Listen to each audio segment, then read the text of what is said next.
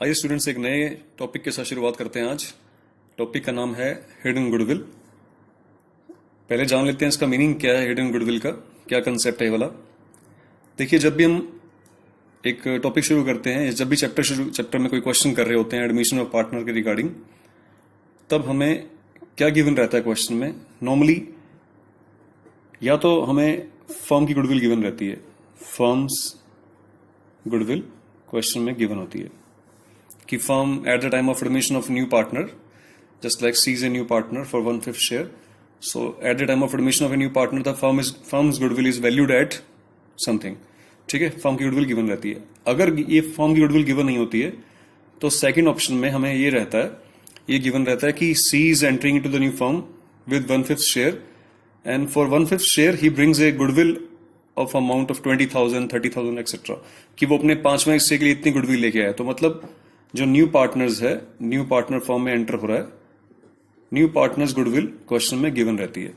मतलब इन दोनों में से एक चीज हमें गिवन रहती है नॉर्मली। ठीक है, अब क्वेश्चन ये है कि जब दोनों ही केस मिसिंग हो क्वेश्चन में, जब दोनों ही केस मिसिंग हो किसी क्वेश्चन के अंदर, तो वो केस बन जाता है हिडन गुडविल का। यानी कि कौन से दोनों केस, ना तो हमें फर्म्स गुडविल कंफर्म हो पा रही है और ना ही न्यू पार्टनर्स गुडविल कंफर्म हो पा रही है। तो दोनों ही केस अगर मिसिंग है तो that is the case of hidden goodwill.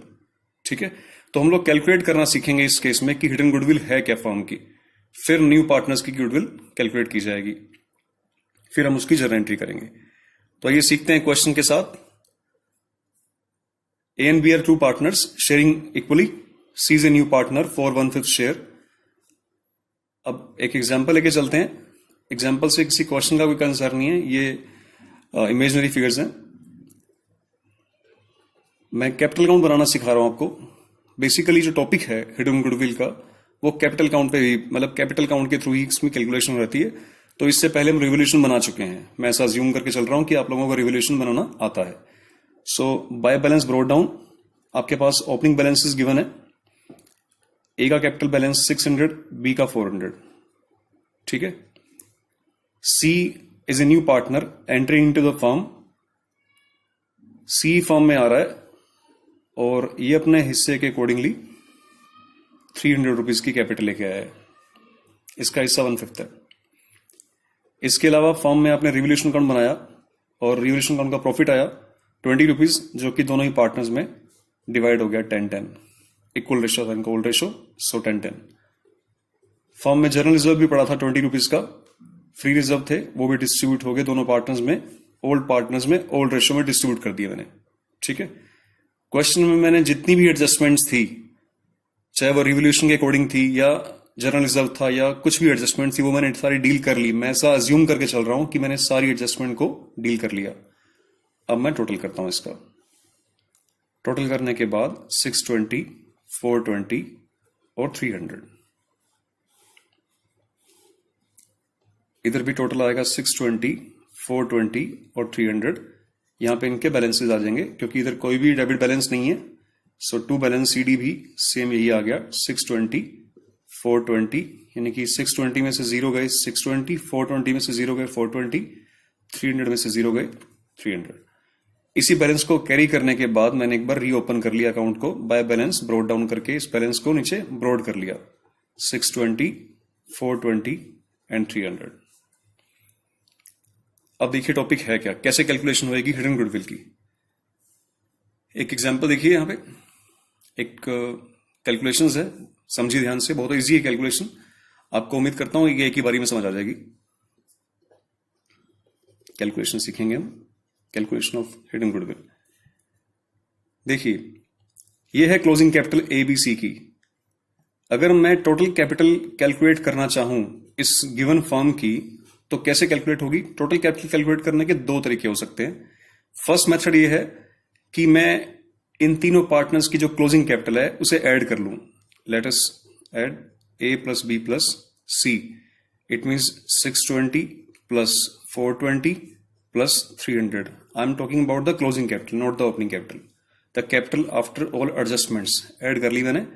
यहां से टोटल कैपिटल मुझे मिल रही है 6 4 10 और 3 13, 1340 रुपए। It is the total capital of the new firm after admission of C. It is a case 1. एक सेकंड केस देखिए, मैं टोटल कैपिटल ऐसे भी तो कैलकुलेट कर सकता हूं ना कि सी को आपने नया पार्टनर बनाया है फर्म में और उसे 1/5 शेयर दिया गया है और 1/5 शेयर के अकॉर्डिंगली तुमने उसे कॉल किए हैं कि आपको 300 रुपीज की कैपिटल लेके आनी है फर्म में, ठीक है। अब 1/5 शेयर के अकॉर्डिंगली यानी कि जो सी का शेयर है, C share in the firm 1/5 and 1/5 of total capital आपने उससे मंगवाए हैं 300 रुपीज। इस हिसाब से अगर 1/5 ऑफ टोटल कैपिटल 300 रुपए है तो टोटल कैपिटल इस अकॉर्डिंगली हो जाएगी 300 इंटू ये 1/5 है, उधर आके 5/1 हो जाएगा, यानी कि अमाउंट बन जाएगी 1500। सेकेंड इक्वेशन, ये केस 2 है। दोनों ही केसेस में ये कैलकुलेट जो आई amount that is the total capital. ऐसा क्यों है? जब क्वेश्चन सेम है, मेथड का डिफरेंस आने से टोटल कैपिटल में डिफरेंस कैसे आ गया?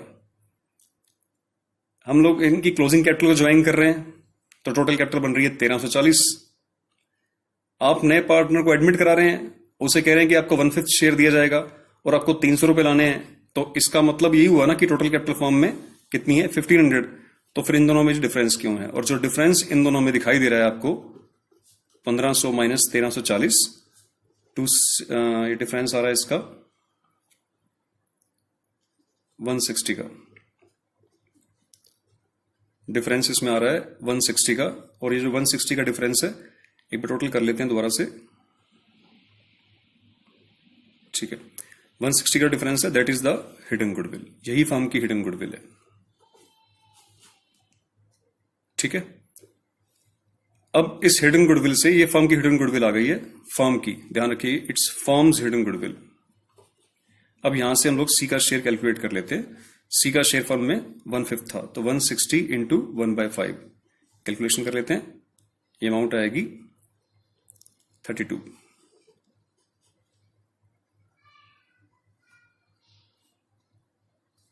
फाइव 15 काट के दोबारा देख लेते हैं एक बारी। 5 15 2 32। तो it is the share of goodwill of C's, it is the C's share of goodwill in the firm. तो अब एक जर्नल एंट्री करेंगे हम लोग जिससे कि ओल्ड पार्टनर्स को सैक्रिफाइस रेशियो में गुडविल डिस्ट्रीब्यूट हो जाए। Journal entry will be C's current account debit to A's capital to B's capital, ठीक है।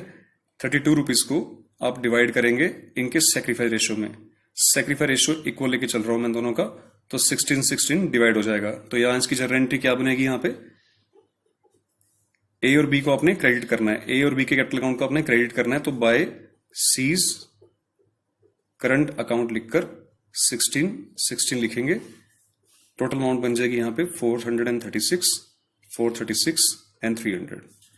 यहां पे आ जाएगा टू बैलेंस सीडी 436 एंड 300। ये कैपिटल अकाउंट एक बार फिर से क्लोजिंग हो गया इसका, इट्स फाइनली क्लोज नाउ, ठीक है। तो ये टॉपिक था हिडन गुडविल का। दोबारा से समझिए इस टॉपिक में हम लोगों ने क्या किया है, स्पीडली समझा रहा हूं मैं। पहले तो सारी एडजस्टमेंट को डील किया, क्लोजिंग बैलेंस कैलकुलेट की, उसे रीओपन किया अकाउंट को। रीओपन करने के बाद मैंने फर्स्ट केस से टोटल कैपिटल कैलकुलेट की। कैसे? तीनों की जो क्लोजिंग कैपिटल है वो ऐड कर ली including the new partner. Total capital आई 1340 1340 रुपए। सेकंड मैंने केस यूज किया कि अगर सी को 5वें हिस्से के लिए फर्म में तुम लाए हो और 300 रुपए तुम उससे कैपिटल मंगवा रहे हो तो उस हिसाब से फर्म की कैपिटल बननी चाहिए टोटल कैपिटल 1500 रुपए। तो जो डिफरेंस इसका दिखाई दे रहा है that is the case of hidden goodwill, ठीक है। तो यानी कि आप क्या कर रहे हैं, जो 300 रुपए तुमने उससे मंगवाए हैं इसके अंदर गुडविल इंक्लूड है, वो हिडन गुडविल का केस हो गया। तो यहां पे देखिए इसका डिफरेंस जो लिया है, डिफरेंस लिया है 160 रुपीज का डिफरेंस आया है। 160 is the hidden goodwill of the firm. इसमें से सी का शेयर हम लोगों ने कैलकुलेट कर लिया, दैट इज 32 रुपीज से एंट्री कर ली हम लोगों ने यहाँ पे। जनरली हिडन गुडविल का केस नॉर्मली हम तभी कैलकुलेट करते हैं जब वो गुडविल कैश में ना ला रहा हो, उसी केस में नॉर्मली हिडन गुडविल का केस बन जाता है।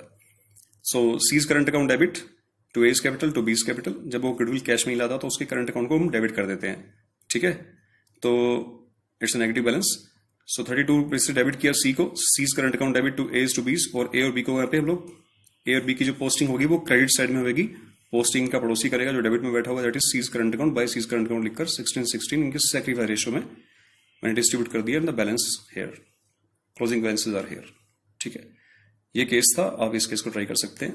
Thank you very much.